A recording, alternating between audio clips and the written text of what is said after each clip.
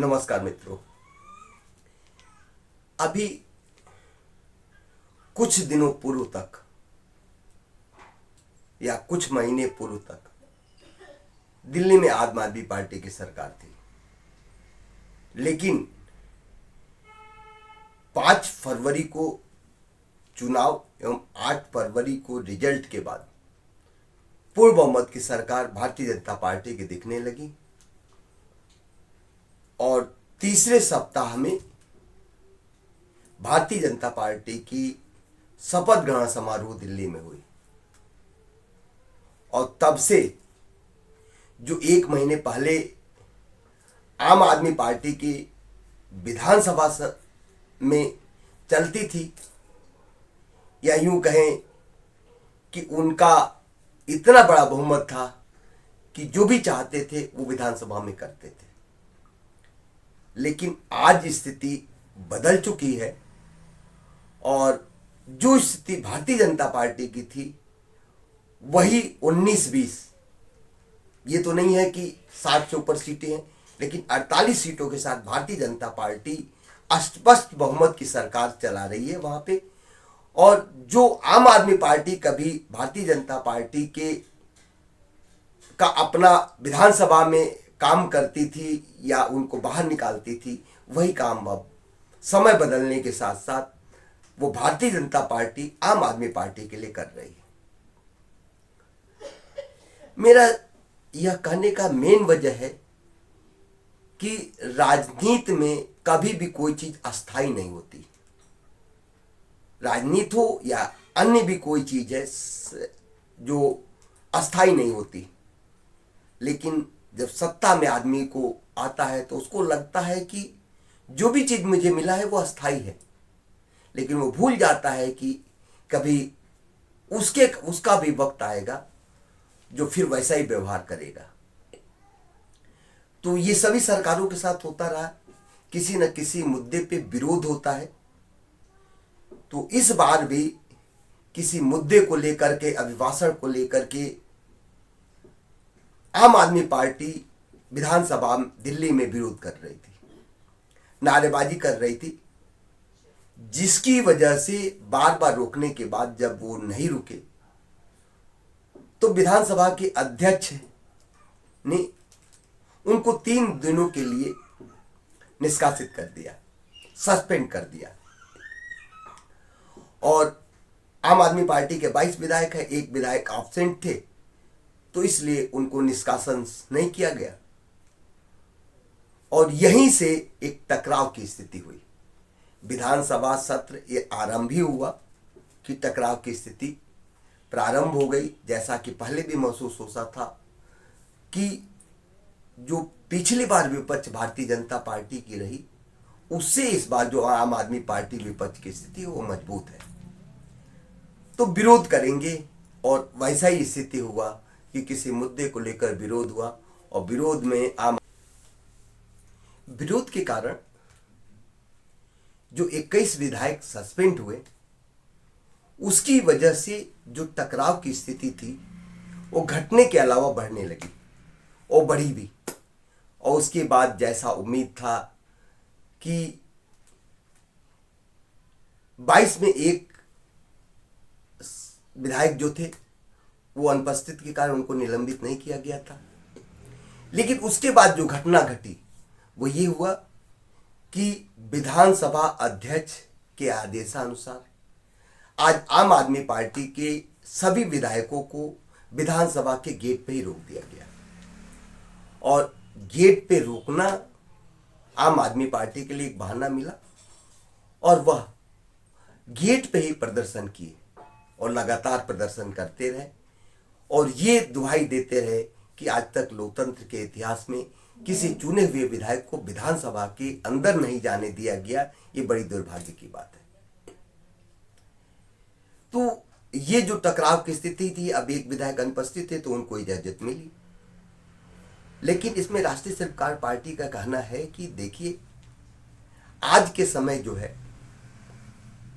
आप विपक्ष में हैं, कुछ समय तक आप सत्ता में थे, आप भी वही करते थे, तो इसलिए कभी भी आप जो भी सत्ता में रहे ये ना सोचे कि जो भी सरकार या सत्ता मिली है आपको हमेशा के लिए मिली है।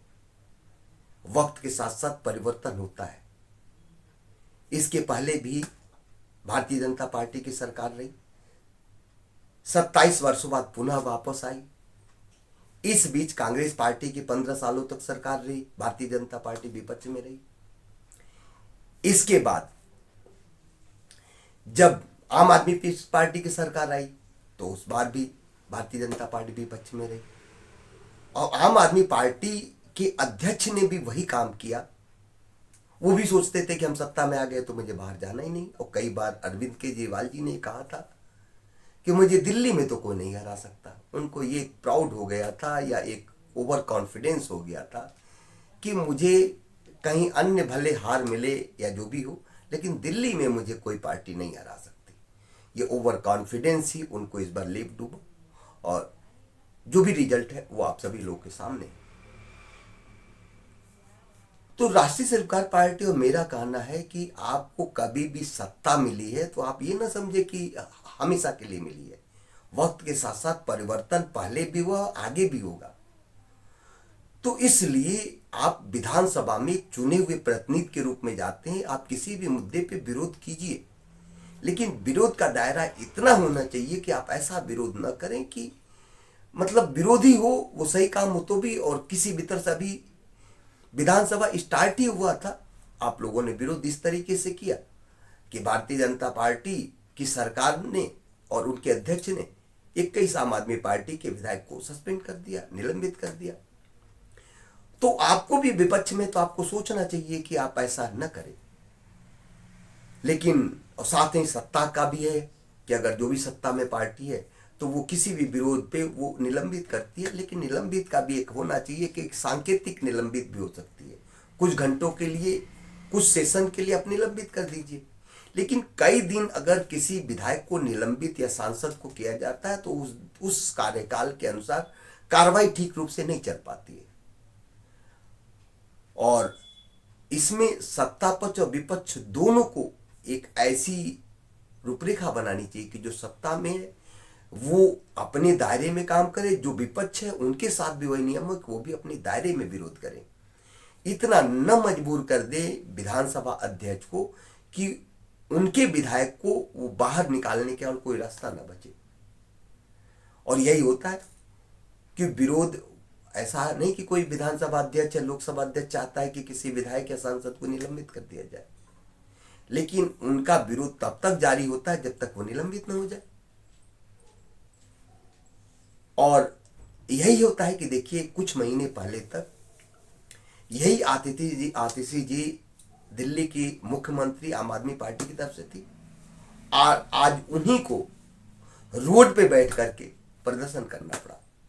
यही लोकतंत्र की खूबसूरती है कि आप वक्त के साथ साथ कभी सत्ता में होते हैं, और यही जो विपक्ष में कल तक कुछ महीने पहले थे आज वो सत्ता में है, और 48 सीटों 48 विधायकों के साथ वो एक बहुपूर्ण बहुमत के साथ सरकार में है। और वो आज विधानसभा दिल्ली की स्थिति एकदम बदली हुई है।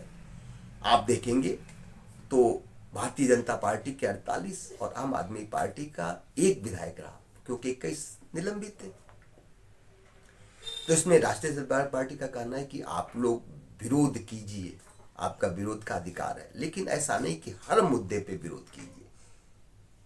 आप ऐसा भी है कि बैठ करके, क्योंकि आप चुन के आए हैं, पब्लिक की तरफ से अपनी बात रखिए, लेकिन इतना आक्रोशित या इस तरीके से न रखिए कि एक ही ऑप्शन बचे कि आपको निलंबित कर दिया जाए, तभी आपकी आवाज बंद होगी।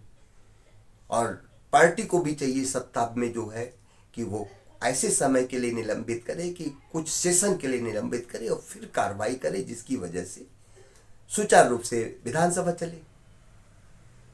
हालांकि इसमें पूरा अधिकार जो है वो विधानसभा अध्यक्ष को है, जिस भी तरह से चाहें वो उसी तरह से चलाएंगे, और उनको चलाने का अधिकार भी है, क्योंकि जब सत्ता में रहता है तो उनको पूरा अधिकार रहता है, विपक्ष का अपना होता है। तो इसलिए ये है कि देखिए कभी भी सत्ता आपके साथ अस्थाई नहीं है, ये बार बार कहना है।